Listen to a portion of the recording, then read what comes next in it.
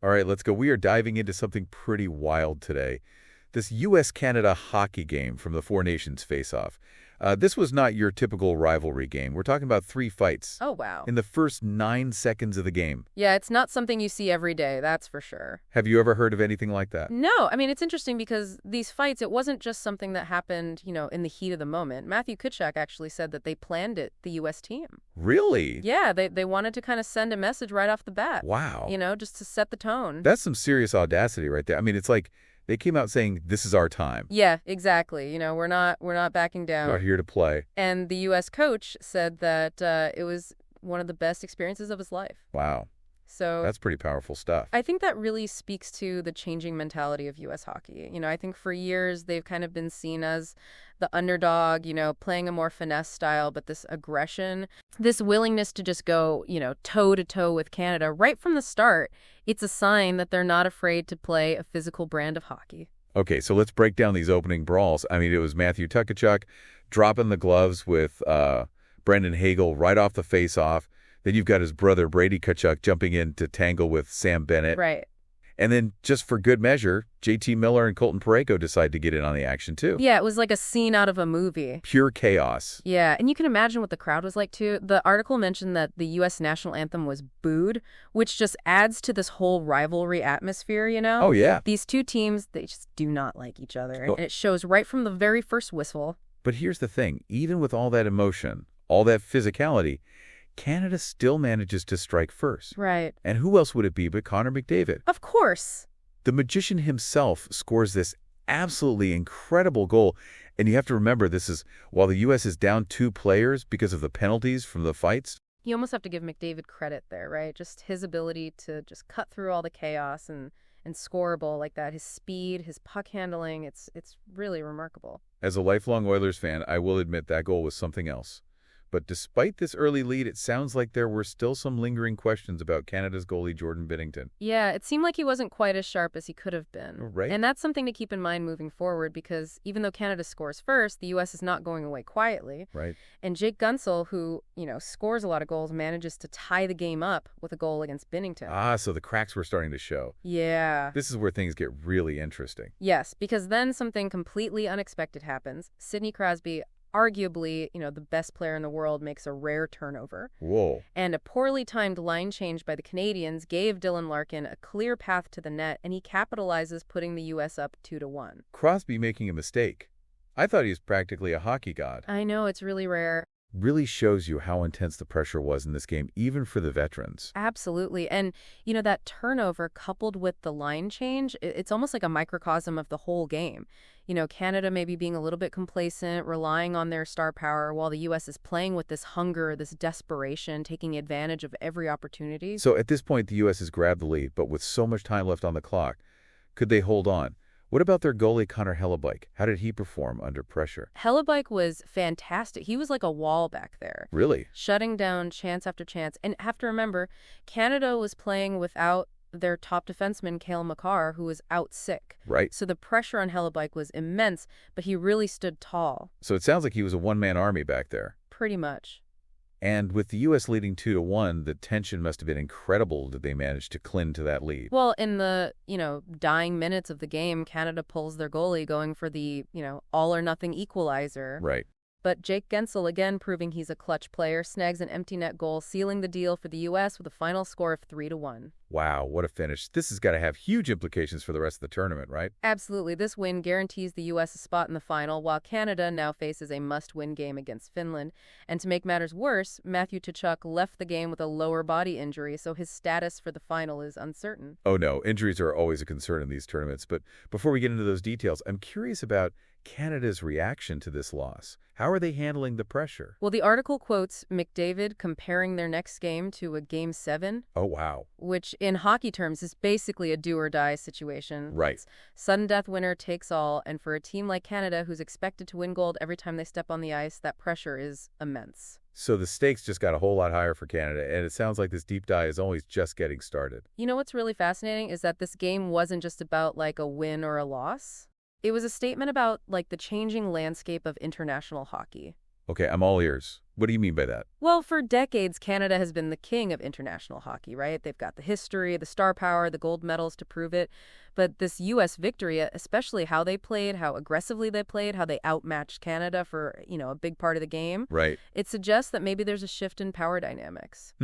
Interesting. So you're saying that the U.S. isn't content with just being competitive anymore? Exactly. They're coming for the throne. Yeah, and it's not just about individual talent anymore. Like we saw back in the Miracle on Ice days, this U.S. team is a cohesive unit. They're a well-oiled machine, and they're playing with this level of confidence that's really remarkable. I was reading about how USA Hockey has been, pouring resources into grassroots programs, coaching development, really building the sport from the ground up.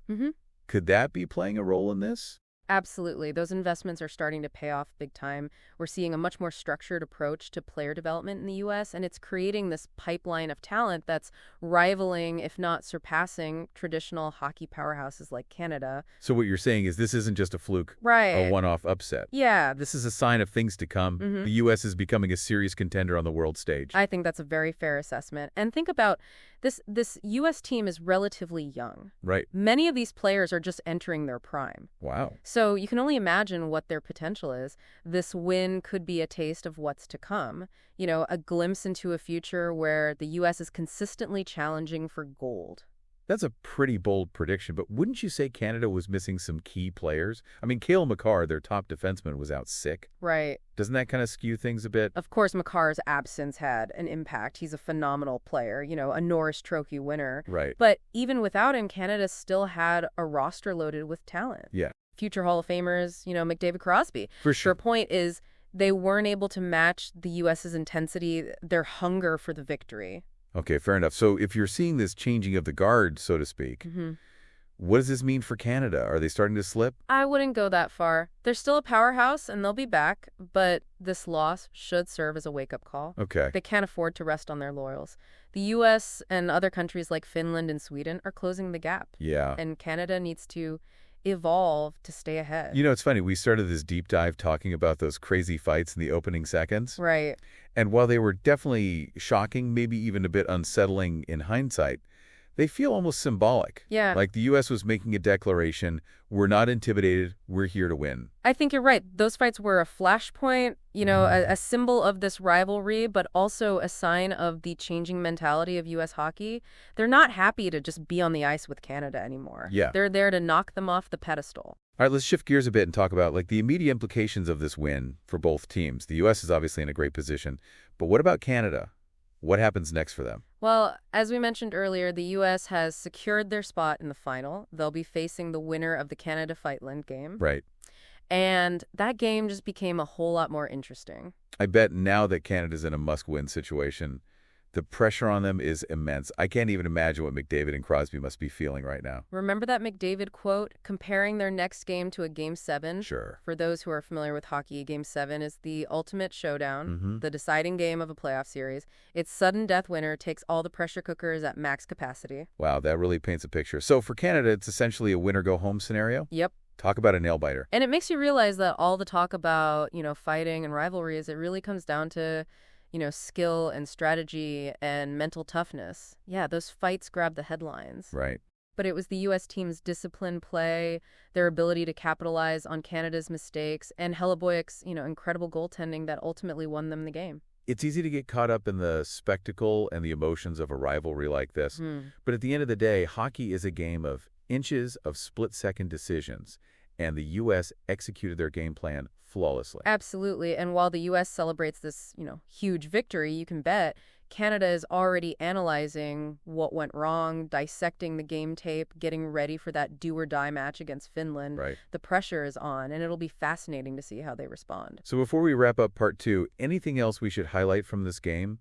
Any other moments or insights that really stood out to you? The article briefly mentioned Matthew Tkachuk's lower body injury. Oh, right. And while it's too early to say how serious it is, his potential absence in the final could be a major blow for the U.S.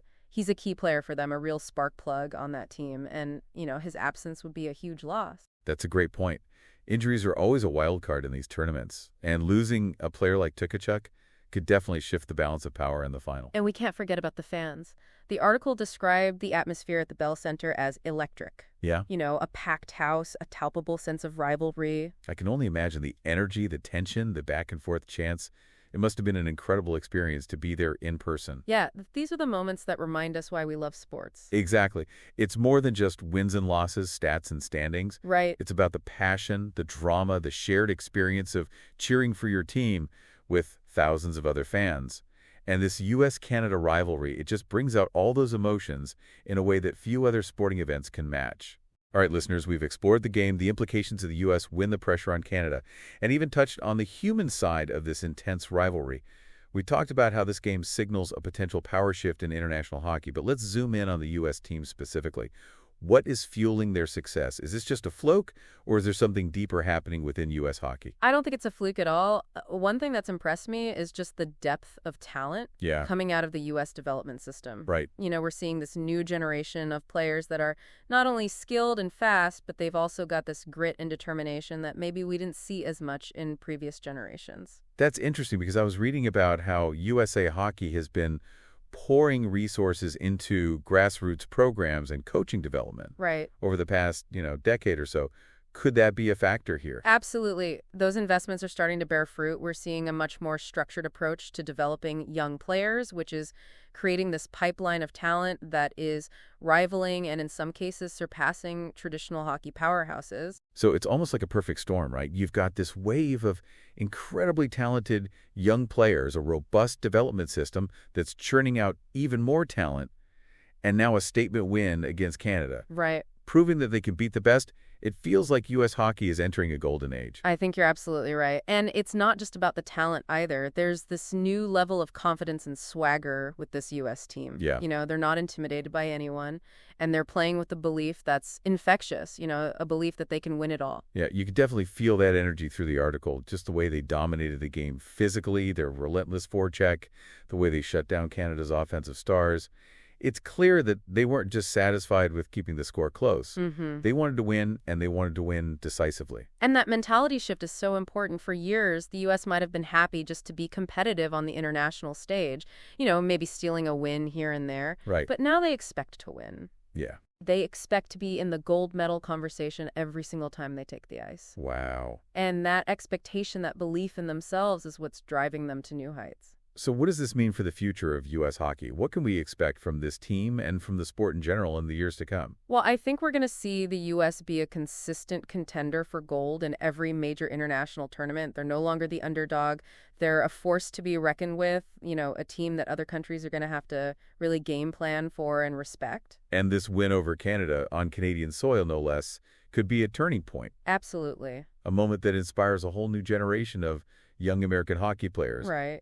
Who knows, maybe we'll see even more U.S.-born players dominating the NHL in the future. It's certainly a possibility, and with the continued investment in, development programs and this new wave of talent, the future is incredibly bright for U.S. hockey. It's a really exciting time to be a fan of American hockey. It is.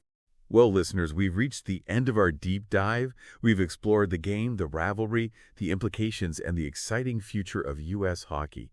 But we want to leave you with one final thought. This U.S. victory over Canada, it's more than just a win in a tournament. It's a statement.